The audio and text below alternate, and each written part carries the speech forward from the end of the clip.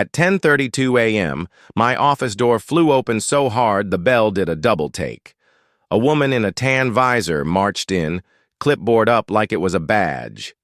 "This office is illegal," she declared. "Shut it down." Across my desk, the governor sat down, their coffee and slowly raised an eyebrow. The room went quiet. Two staffers paused mid-note. A state trooper took one casual step forward. The visor lady blinked, froze, and you could literally see the plan leak out of her shoes. By sunset, I'd have 3 rescinded violations, a new HOA policy about no surprise inspections, and an email that begins with the rarest phrase in HOA history: "We apologize." But at 10:32 a.m., it was just me, a home office over the garage, and the governor watching a clipboard pick a very bad time. Act 1, why a governor was in my office, start with the basics. I run a little design.it studio out of my carriage house, office above the garage. It's just me, a coffee plant, and a printer that squeaks like a hamster. No signage, no walk-in clients, deliveries twice a week. The city calls it a home occupation, and I have the permit framed on the wall like a diploma. Our HOA covenants, written when fax machines roamed the earth, say you can't operate a business that changes residential character, traffic, noise, signage. Totally fair. They also say incidental home offices are allowed. That's me. But our compliance chair, Diane, tan visor, clipboard, heard business and stopped reading. First it was a courtesy letter. Cease commercial activity.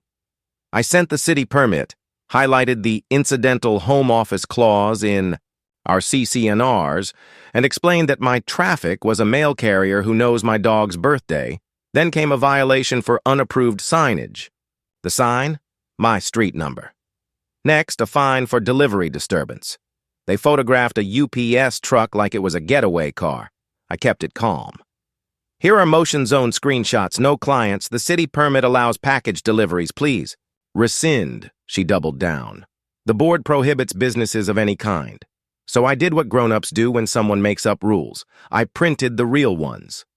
A quick search turned up state statute protecting lawful home-based businesses that meet zoning limits. No excessive traffic, no noise, no exterior changes. It varies by state, but mine is clear. HOAs can't outright ban low-impact home. Occupations. I highlighted, made a binder, and told myself I wouldn't need it.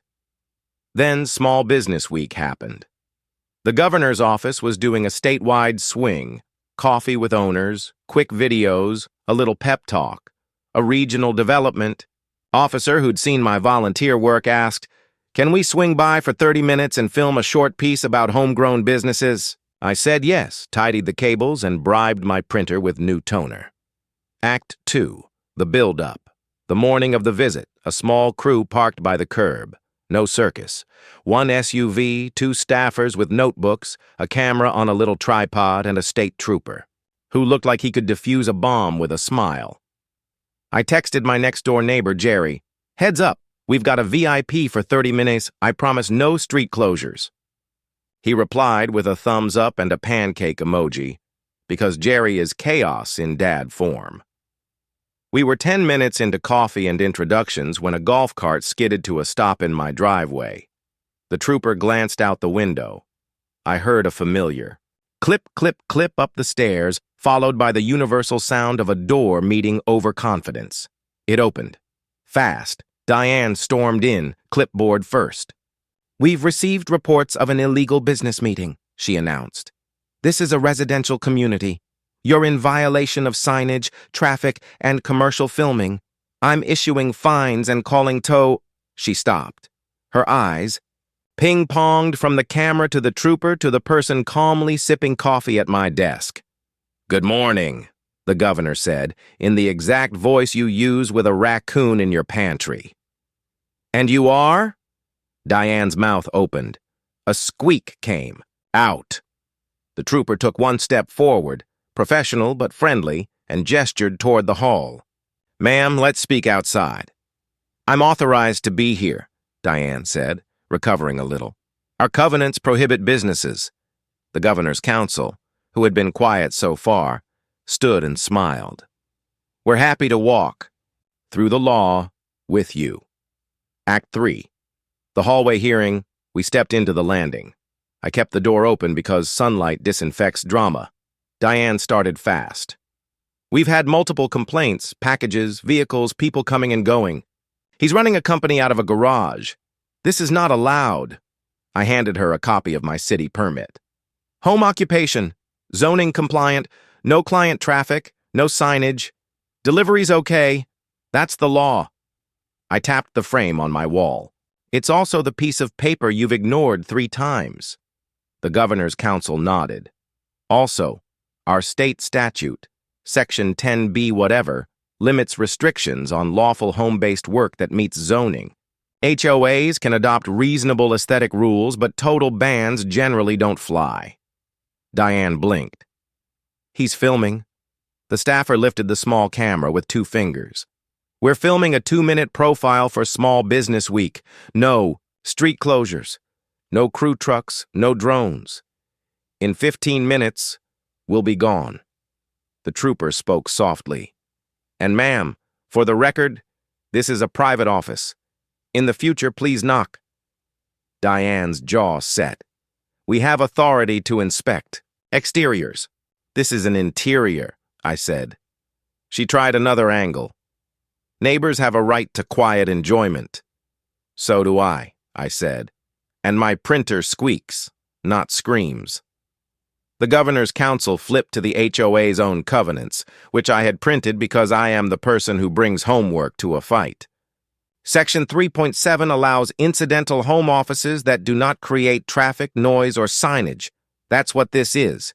If the board wants to regulate hours for loud construction, fine. But not this. Diane's eyes landed on the trooper.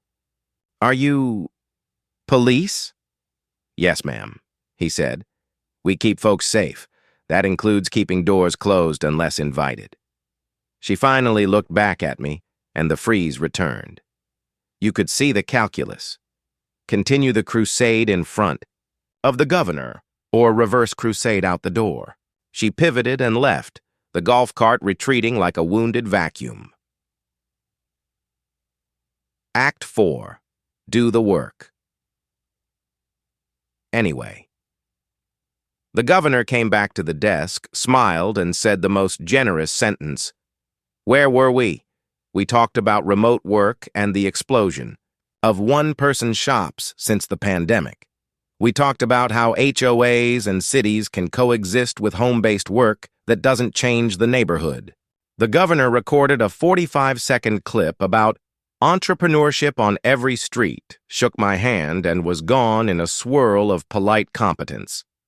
Then I opened my laptop and did what wins arguments. I wrote a calm email with attachments. Subject: Unlawful entry and repeated violations. Request to rescind and clarify policy today at 10:32 a.m. A board volunteer entered my office without notice or consent.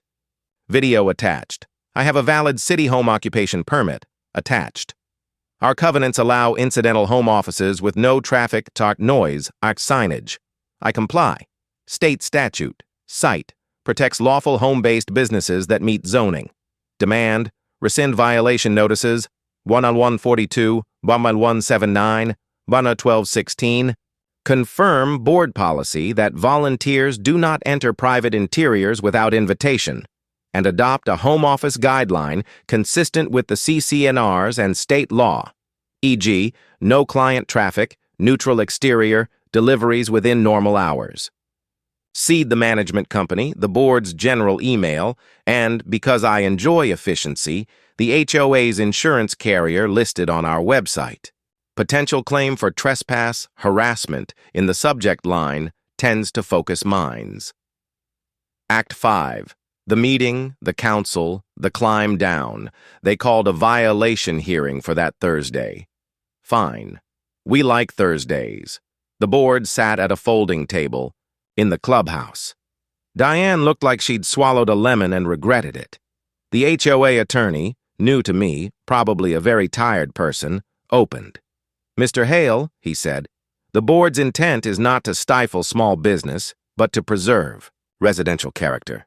We have concerns about traffic and filming. I slid my packet across. Permit. Screenshots of my empty driveway for 30 days. UPS delivery logs, 2 per week. My CC&R highlights, and the state statute. Residential character preserved, I said. No clients, no signs, no noise. The filming was a one-time 15-minute profile with the governor's office. And about the entry, the attorney raised a hand. We're aware. He looked at the board.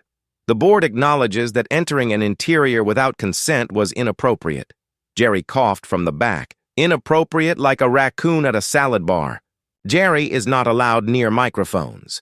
The attorney continued. We propose the following. Rescind the 3 violations. Adopt a policy clarifying that incidental home offices are permitted consistent with covenants and applicable law. No on-site. Clients. No exterior signage. Deliveries within normal hours. No noise beyond ordinary residential.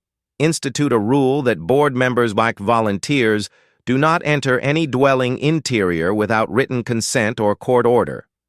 Exterior inspections by appointment only. Provide board training on due process. Diane opened her mouth. The attorney gave the tiniest shake of his head. She closed it.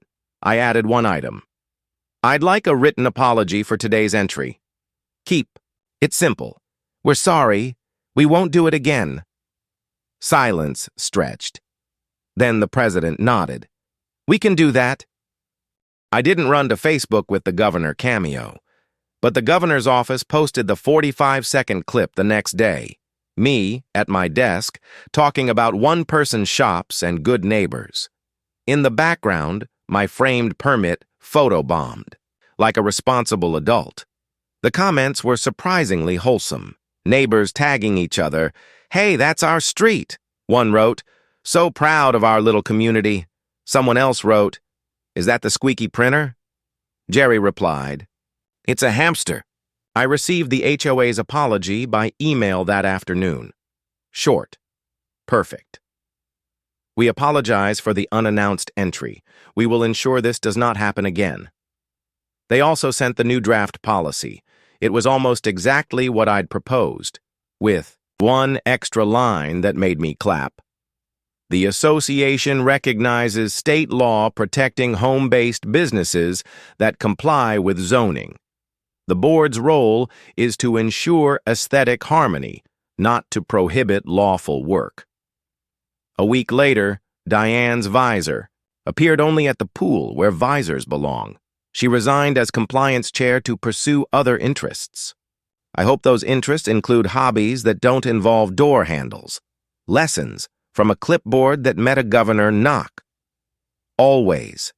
HOA authority to inspect exteriors doesn't open interior doors. Without consent or a court order, entry and trespass. No. Your layers. City zoning plus state statute plus CC&Rs. In many states, lawful, low-impact home businesses are protected. HOAs can regulate aesthetics and obvious traffic, not your laptop. Paper beats posture. Frame your permit. Save your emails. Screenshot your empty driveway. A one-page packet can do what 1,000 comments can't. Keep it boring. Calm language, specific requests. Rescind X, adopt Y, confirm Z. Add insurance on CC if you must. Fix the system. A clear home office policy helps every freelancer, tutor, and Etsy seller on your street and keeps visors on porches where they belong.